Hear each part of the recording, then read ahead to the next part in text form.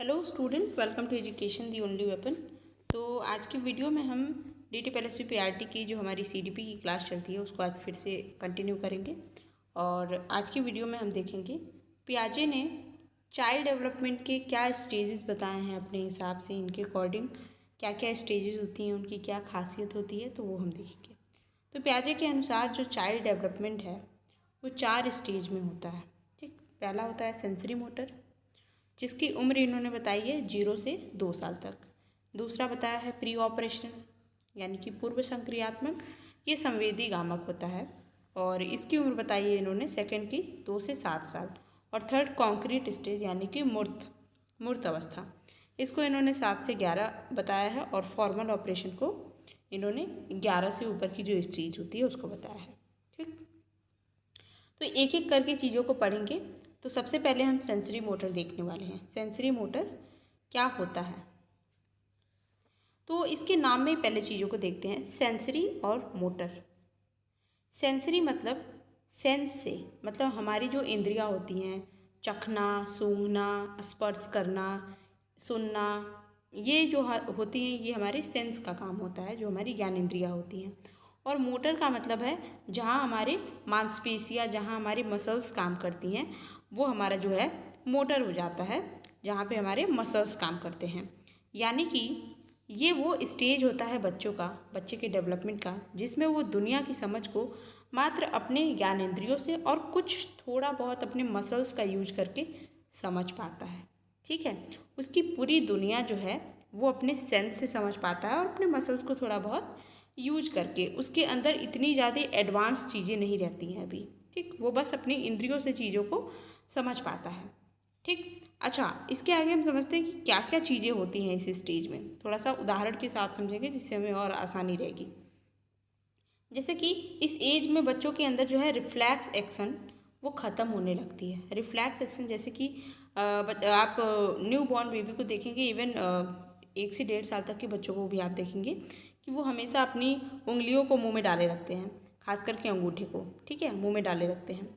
तो ये वो जानबूझ के नहीं करते हैं, ये उनका स्वाभाविक होता रहता है, ये रिफ्लैक्स एक्शन होता है। बट एक उम्र के बाद, एक उम्र बढ़ती है, उसके बाद ये क्रिया जो है ख़त्म हो जाती है।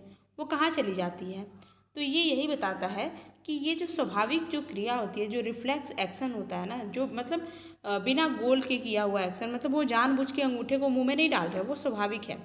जैसे हमारी पलकों का झपकना, ये अभी ख़त्म नहीं हुआ, ये उम्र भर चलता रहता है। जैसे हमारी पलकें हम जानबूझ के नहीं झपकाते, वो होती रहती हैं। इवन अगर हम नोटिस ना करें तो हमें पता ही नहीं चलेगा।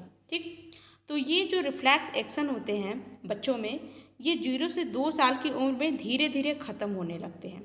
ठीक है, स्टार्टिंग में नहीं ख़त्म होगा, जैसे वो पैदा हुआ उसके बाद से 1 साल, फिर 1 साल से धीरे धीरे वो चीज़ें जो हैं कम होती जाती हैं। और वो होती क्या है, उसके बाद से वो गोल ओरिएंटेड हो जाती है। मतलब अब बच्चा पहले तो बिना किसी एम के, बिना किसी गोल के वो कार्य कर रहा था, स्वाभाविक उसके साथ ये चीज़ें हो रही थी। अब वो गोल ओरिएंटेड काम करेगा।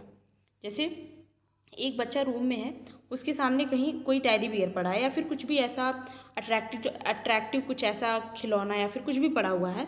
अब वो पहले उसको देखेगा, अब उसकी तरफ वो मूव करना शुरू करेगा। एक बोलते हैं ना कि बकैया जो चलना होता है, बच्चे घुटनों के बल जो चलते हैं, तो घुटनों के बल चलता हुआ वो जाएगा। ठीक है, और मान लीजिए टेडी बियर की जगह यहाँ पे कुछ बहुत कह सकते हैं हार्मफुल चीज़ भी रखी हो, या जैसे कोई गर्म चीज़ रखी हो या आग वगैरह कुछ भी, तो वो ये नहीं समझ पाएगा कि ये आग है, इससे मेरा हाथ जल जाएगा। और आप उसको बोलोगे भी कि रुको रुको रुको, तो भी वो नहीं रुकेगा, क्योंकि उसका ध्यान बस उस आग के ऊपर रहेगा या फिर जो भी अट्रैक्टिव चीज़ है। जब तक वो उसको टच नहीं कर लेगा, जब तक वो उसको छू नहीं लेगा, तब तक वो रुकेगा नहीं। तो ये अब वो गोल ओरिएंटेड काम करना शुरू कर देता है, यानी कि रिफ्लेक्स एक्शन अब उसके धीरे धीरे ख़त्म होने लगती हैं। अब उसके गोल ओरिएंटेड जो काम होते हैं, यानी किसी लक्ष्य को लेकर के जो उसका काम होता है, वो शुरू होने लगता है। ठीक, ये कैरेक्टर उसके अंदर इस स्टेज में देखने को मिलता है। दूसरा है हमारा डिफर्ड इमिटेशन। इमिटेशन हमने पहले शुरू में पढ़ा था। इमिटेशन मतलब होता है नकल उतारना, यानी कि बच्चा जो है देखेगा, अगर मान लीजिए किसी के पास, मान लीजिए उसके किसी बड़े भाई बहन के पास सेम टॉय है, ठीक है, और वो उसके साथ किस तरह से खेल रहा है वो बड़े ध्यान से देखेगा। उनके सामने वो कुछ नहीं करेगा, उस टॉय को वो अंदर ले जा कर के अपने रूम में सेम उसी तरह से खेलेगा जैसे उसने देखा था, यानी कि वो नकल तो उतारेगा पर वो अंदर किसी रूम में जाके ऐसे छुप के करेगा, ठीक है। यानी कि डिफ़र्ड इमिटेशन का उसके अंदर कैरेक्टर पाया जाता है इस एज में, 0 से 2 साल की फेज में, ठीक है।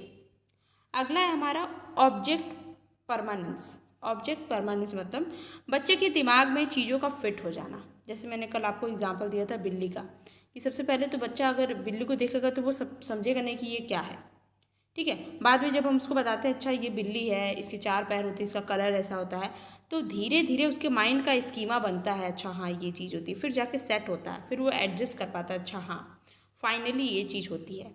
तो ऑब्जेक्ट परमानेंस का कैरेक्टर जो है उसके अंदर इसी एज में जो है अब शुरू हो जाता है। पर ऐसा नहीं है कि कोई न्यू बॉर्न बेबी है तो उसके दिमाग में आपने उसको बिल्ली दिखाया, वो तुरंत समझ गया अच्छा ये बिल्ली है, दोबारा देखने पर पहचान लेगा, नहीं।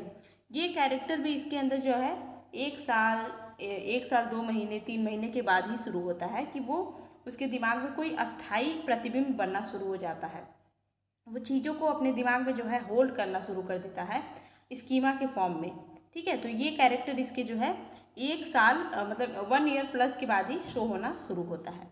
तो ये कुछ जो बहुत ही इम्पॉर्टेंट कैरेक्टर हैं जो बच्चे के अंदर सेंसरी मोटर स्टेज में देखने को मिलता है, ठीक है।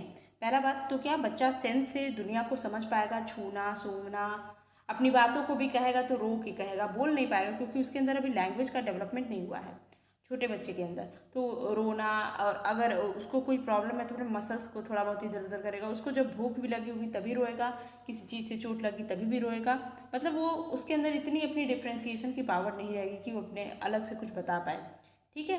तो ये होता है इसका सेंसरी मोटर स्टेज और इसमें ये सब कैरेक्टर होते हैं। अगला हम देखते हैं प्री ऑपरेशनल स्टेज, जो कि 2 से 7 साल का जो हमारा बच्चों का उम्र होता है, इसको हम हिंदी में बोलते हैं पूर्व संक्रियात्मक। इसको भी थोड़ा इसके नाम से डिफाइन करते हैं। प्री मतलब होता है पूर्व, ऑपरेशनल मतलब होता है जैसे बोलते हैं ना ये मिशन, ये ऑपरेशन अलाउ करो, मतलब ये कोई काम शुरू करो। यानी कि बच्चे में किसी काम को करने का जो प्रोसेस होता है, कुछ काम करने के पहले का जो स्टेज होता है, उसको हम बोलते हैं प्री ऑपरेशनल। किसी चीज़ को करने के लिए क्या चाहिए हमारे अंदर लॉजिकल थिंकिंग का होना बहुत ज़रूरी है। हम सोच पाएँ, हम समझ पाएँ कि हम क्या करने वाले हैं, तभी तो हम कुछ काम कर पाएंगे। अभी हमें कोई बोल दे यहाँ से जाकर कि ये किराने की दुकान से ये सामान लेके आना है, अब हमें पता ही ना हो कि यहाँ का रास्ता क्या है, सामान कैसा दिखता है, ये सब नहीं पता होगा, लॉजिकल थिंकिंग हमारे अंदर नहीं होगी तो हम ये नहीं कर पाएंगे।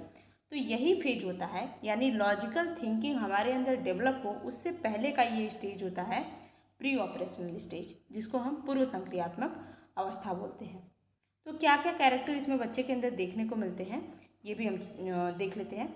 इसमें पहला होता है हमारा ट्रांसडक्टिव रीजनिंग, मतलब आप अगर बच्चे से पूछ दो कि तुम्हें ठंडी क्यों लग रही है, मान लीजिए ठंडी का मौसम है, उसने स्वेटर वेटर पहना है, आप बोलोगे, अगर आप सिंपली उससे पूछोगे तुमने स्वेटर क्यों पहना है, तो वो कुछ भी बोलेगा, मम्मी ने पहना दिया, मुझे ये कलर अच्छा लग रहा, पर वो उसका एग्जैक्ट रीज़न नहीं बता पाएगा कि ठंडी लग रही है इस वजह से मैंने स्वेटर पहना है, ठंड का मौसम है मुझे ठंड लग जाएगी।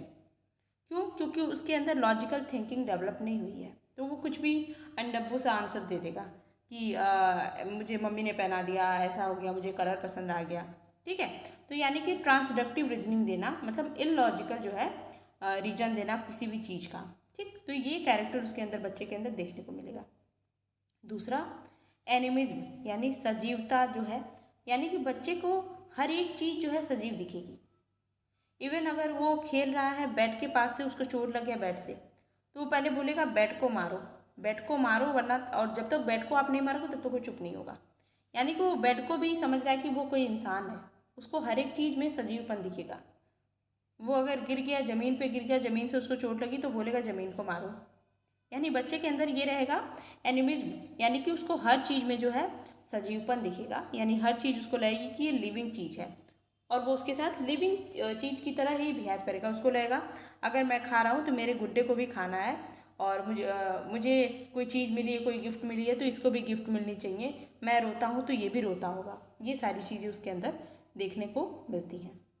तीसरा पॉइंट है इरिवर्सिबिलिटी, मतलब बच्चा जो है उल्टा नहीं सोच पाता है, किसी प्रोसेस का रिवर्स नहीं सोच पाता है।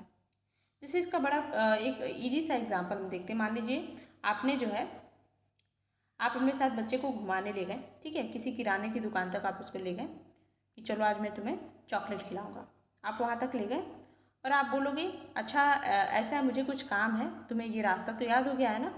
वो बोलेगा हाँ मुझे याद हो गया, तुम दोबारा से घर चले जाओ। तो उसके बाद से वो घर नहीं जा पाएगा। क्यों? क्योंकि वो रास्ता भूल जाएगा।